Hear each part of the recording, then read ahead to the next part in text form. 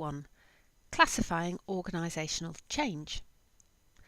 Having identified some of the issues surrounding current understanding of managing change as an academic discipline, our attention now turns to how we can make sense of the different perspectives of organisational change. Hughes argues that in order to do this, a classification framework can be useful. In this short lecture, we'll review Chapter 2 of the core text, in which Hughes introduces his own classification framework for change. What literature tells us. This slide looks quite messy, and it's almost deliberately so, because it makes a point that the literature is diverse and competing perspectives exist within it. In his critical review, Hughes highlights how existing literature shows engagement with meaning of organisational change, but with subtle differences and emphases drawn from various academic disciplines. Some of those are highlighted on this slide. He argues that this is evidence of the competing perspectives influencing classification and definition of change, and that this then invites a more critical discussion on what we mean and what we expect from managing change. Why classify? Extending his argument further, Hughes explains the rationale for a classification framework. It kind of links to 4 different reasons. The first, to make sense of disparate literature reflecting competing perspectives on organisational change. The fundamental question that we considered earlier in this unit, what is managing change, is frustrated by the breadth, depth and competing nature of the organisational change literature. Hughes attempts to address this by drawing upon the disparate and contradictory literature to develop a focused classification of organisational change. The rationale for developing a classification framework is also to refocus attention on specific aspects of organisational change. Specific aspects meaning the details of organisational change. The literature reflects many generalisations about organisational change per se, at the risk of misinforming study of managing change. Hughes argues the need to focus on specifics of change, drawing upon empirical evidence of studies on specific aspects of change which inform greater, more authentic and insightful understandings of the topic, and helps to move away from these broad generalisations. The rationale is also to highlight what is not known about organisational change. Classifying what is known about a specific change programme potentially highlights what is not known. By using the framework as an audit tool, we, managers, practitioners, can highlight gaps in what is known and unknown about a particular organisational change. And fourthly, to deepen our understanding of organisational change. Here, inquisitive questioning, as reflected by the framework's 10 questions, deepens understanding about organisational change. It encourages reflection on the diversity of issues and perspectives which are manifest in change processes and practices. And perhaps most importantly, it emphasises the contextual nature of change. So let's now take some time to look at the classification framework in detail. It exists of 10 questions. If you start with the first and move around in a logical order, following them through to 10, that's what we'll do. So the first question is, what organisational change is taking place? This question suggests that change can be pinpointed to something specific. For example, a restructure, a merger, a quality programme, or a cultural change. It is easier to focus on a particular change event in order to define it. However, Some critics, for example Burke, point out that major change takes place against a backdrop of many everyday changes, i.e., changes happening on both macro and micro levels within an organisation. Therefore, taking account of the scale and scope of the change and recognising that change does not happen in isolation of the everyday occurrences in organisational life becomes important. The second question is, what has been the recent organisational history of change? This question touches on the importance of the past to informing the present and future. An organisation's history with change will influence how change is planned, implemented and received by employees and other stakeholders going forward. For example, employees who have had a negative experience of restructuring are likely to be highly sceptical of change initiatives which intend to address organisational structure and workforce planning. Negative history can lead to deep cynicism and fatigue with change initiatives. Being mindful of this, knowing how the past can impact on the present, and working with rather than against the past is a fruitful way forward. The third question is, what rationale has been offered for this organisational change? This question challenges us to consider the drivers for change, both implicit and explicit. It suggests a need to look beyond the rhetoric which often surrounds change initiatives. Change might be presented explicitly as a strategic imperative, whilst implicitly being politically expedient. Let's take an example. Restructuring the assessment process in an academic institution might aim to streamline and speed up the process, which would be a strategic customer-focused reason for doing it, but would also facilitate hard performance data for reporting and quality assurance, and that might be the political driver. All organisations will have their own internal and external drivers for change, delivered through different managerial styles within different organisational cultures. And this question seeks to understand the reasons for change in a specific organisation. The fourth question, who made the decision to change? The answer to this question brings insight into the significance of the organisational change and says something about the power relations which exist within the organisational structure. For example, is it organisation-wide change directed by the top leader or senior executive team within the organisation and cascaded through the managerial levels in a top-down approach? Or is the change taking place at an operational level, decided upon and implemented by the employees directly involved in that area of work, more of a bottom-up approach? Understanding who the decision makers are helps to determine the nature of the change and understand what successes and or pitfalls may occur through the implementation process. Question 5 asks, what is the scale and scope of this organisational change? Change can take place on very different scales, from large, radical transformation projects to small, incremental changes to existing work patterns, processes, and behaviours. Most organisational change is incremental, despite a lot of management rhetoric which refers to the large-scale change. Often incremental changes lead over time to more large-scale transformation. Scope refers to who and or what is affected by the change.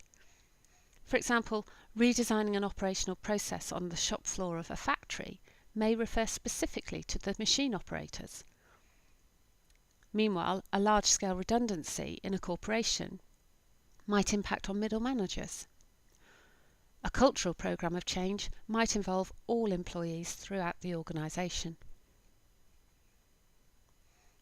Question 6 asks, what is the timescale for this organisational change?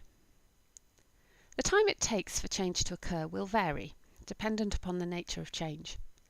Some change initiatives can be very time-bound, for example, an office relocation or a rebranding exercise, which can be scheduled in weeks or months. Cultural change across an organisation, however, would be more fluid and could take upwards of months and years for attitudes, values, and the ways of working to be fully embedded. Change timescales can therefore be very precise or imprecise, dependent upon the type of change taking place. This question also challenges linear notions of time. Change cycles, which indicate phases of change, for example, Burke's pre-launch, launch, post-launch, sustain cycle, or Stewart's plan, do, study, act cycle, are useful to help illustrate process of change over time. However, organisations and the people within them rarely follow a linear path. Question 7 asks, how is this organisational change being communicated? Effective communication is an essential factor towards success or failure with a change initiative. It's an integral part of managing change, challenging us to think about who is communicating, what message, to whom, and how is this being conveyed. Really, we're talking about the internal processes of organisational communication. What is not communicated can be as insightful as what is communicated. The internal communications will be influenced by variables such as type, timescale, urgency, and reactions to the change initiative. As with decision making, this question offers insights into power relations and political influences with regard to specific change initiatives. Question 8 asks, who is managing this change and how is it being managed? This question focuses attention on who has responsibility for managing the specific change as it occurs and how do they do this. Often referred to as change agency, key change agents lead the implementation of change, and there are different strategies that can be employed to affect change within organisations. For example, it might involve an education and training programme, or you might at the other end of the scale have explicit coercion, forcing people to engage with the change. A point to note here, the process of change is not static. Therefore, how a change agent manages at an early phase of change may be different to the approach taken later in the change process. Question 9 asks, how will the success of this organisational change be evaluated? Clear criteria which express what successful outcomes may look like are essential to the ability to judge whether a change initiative has been a success or failure. These have to be clearly communicated to all stakeholders, and all stakeholders will have different perspectives on what constitutes success. For example, in the health system, changes to a patient care protocol may have different outcomes of varying levels of success for the patient, the carer, nursing staff, doctors, and social workers. As previously mentioned, change is not always straightforward and linear, and not all outcomes of change are predictable. The metaphor of the ripple effect is often used to highlight how change brings with it unintended consequences, and these can be both positive and negative. It is these variables which make evaluation of the efficacy of change programmes notoriously problematic. We've already heard of Beer and Norria's research, which suggests a high failure rate of change programmes of over 70%. Question 10 asks, who can influence the success of this organisational change? This question speaks to the politics of change. Which parties can influence, both positively and negatively, the change process and outcomes? Effective change agents will be skilled at communicating the decision to change, getting people on board, and effectively managing the process towards successful outcomes. Equally, key individuals or groups who have not bought into the process can be very effective at resisting change, slowing down, or even derailing the change initiative completely. Identifying the people who have most influence on the change process will help gain a deeper understanding of managing change. The change classification framework poses important questions for an organisation to consider when embarking on a change programme.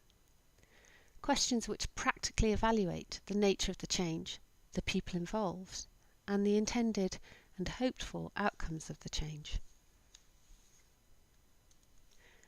The framework has appeal to managers, change agents, and practitioners involved in leading change. From an academic perspective, however, the change classification framework holds within it some implicit assumptions about change and organisations. Here we're going to consider alternative perspectives as a critical counterpoint to some of those underlying assumptions. Initially, the change classification framework appears objective and neutral. However, from a critical perspective, it can be argued that it reflects the subjectivities of the author, Mark Hughes, who has conceived of it. For example, in terms of what he's included and not included. It is one of many classification models, all of which reflect certain truths held by the authors about change and the process of managing change in organisations. These truths are informed by their experience and knowledge of their own academic discipline. For example, as a strategist or a sociologist or a managerial psychologist. The managing change literature reflects many differently held perspectives, informed by different knowledge paradigms. Classification helps bring some semblance of order to an otherwise messy and contradictory picture, as reflected by the conundrums about managing change that we discussed in the first lecture. Hughes himself admits that his framework assumes change is planned, that it is a positive thing for organisations to engage with, and that it benefits all stakeholders. He refers to traditional organisation theories which assume workers and managers share a common frame of reference and take a unitary approach to change. Contextual factors, such as politics, culture and power, are somewhat dismissed. Homogenisation, linear thinking and process orientation are accepted as the norm.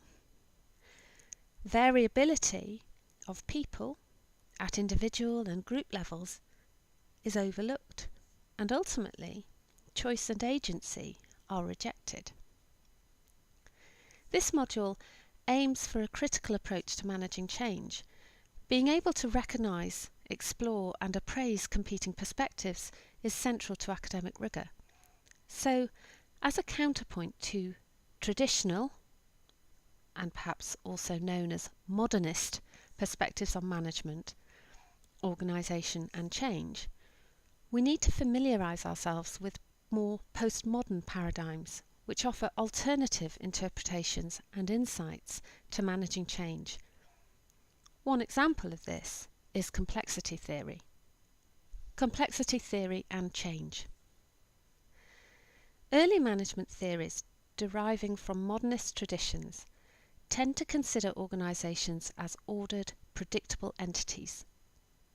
Postmodern critique argues a counterpoint to that, saying organisations are complex systems of interconnections between people, structures and processes which are anything but ordered, linear and predictable. Commentators on change have in recent years begun to look at complexity theory as an alternative lens through which to analyse organisational change. Here on this slide we see 4 core concepts of complexity theory to help us better understand the dynamics of change. The first one, ordered unpredictability, acknowledges the limits of what is known about organisations and change, and recognises unpredictability as a factor within the process, rather than downplaying it. Strange Attractors recognises that organisational systems are not always balanced. Actions and outcomes evolve in relation to the dynamic and fluid interactions which are occurring within the system between people, processes and structures all the time. Small changes, large effects refers to the point that outcomes of change may not be predicted or planned prior to implementing the change. The small change, large effect principle suggests that small changes within a complex system, such as an organisation, can significantly alter the long-term behaviours of the system. This is perhaps also referred to as the butterfly effect. Self-organisation describes complex systems which appear chaotic and display spontaneous emergent evolution towards democratic self-organisation. This is not strategically planned or directed. This principle of self-organisation challenges top-down hierarchical management structures. The classification framework presented by Hughes and others within change management textbooks assumes organisations to be ordered, predictable structures, where change is the outcome of a planned process. Complexity theorists, on the other hand, would argue that the framework does not account for the dynamic, unpredictable and non-linear elements of the organisational system, and that actually it's from these that change emerges. In summary, Hughes recognises these contradictions and he acknowledges the counter-argument to the more traditionally based assumptions about managing change. We see this in this quote. The change classifications framework can be critiqued as reflecting the dominant discourse of managing change that takes for granted that change should be managed, implying that effectively managing change is in everyone's interest. In this way, competing voices and debates are silenced. So to summarise, Hughes presents an argument that classification enables us to move from broad and disparate debate on managing change to focus on more specific aspects of organisational change. This in turn allows us to gain greater understanding of what is known and unknown about a particular change. Classification frameworks, such as the one we've looked at here, are particularly useful to change practitioners, those involved in the day-to-day planning and implementation of change initiatives. They're also valuable to scholars, whose aim is to analyse, interpret and theorise upon managing change as an academic discipline, and to offer insights into the direction of future change. Hughes states that his textbook, Our Core Text, is aimed at those interested in analysing change. With that follows the critical perspective, where we are challenged to look beyond the taken-for-granted assumptions embedded within management theory and practice, evident in change literature as a dominant discourse that change can be managed, planned and ordered. The counter-arguments lie within postmodern or critical paradigms, where universal truths about organisation and organising are questioned. Complexity theory is a good example, which challenges the traditional modernist thought on managing change. It offers another way to view change, as emergent from a complex system of interactions, which are fluid and situational, and where organisational context has significant influence on the ultimate success or failure of change. As we end this short lecture, take some time to reflect on what you have learned. Think about how you might apply some of the theory we've engaged with here in practice.